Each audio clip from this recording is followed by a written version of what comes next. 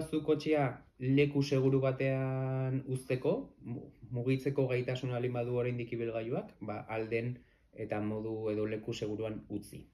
Behin ja ibilgailua gelditu denean, guantera ireki, baliza piztu, eta ibilgailuaren zati altuenean jarri behar da, ze ikusgarritasuna handiago izaten da. Orduan, berez jarri beharko litzateken tokia izango da, justo pilotuaren kristalaren gainean. Pelikuletan poliziak egiten duen bezala, baina baliza honekin. Iman potente bat ekartze dute, ze karrozeri guztiak ez dira berdinak, badaude aleazio bereziko ibilgailuak eta baina normalen eutsi egiten du.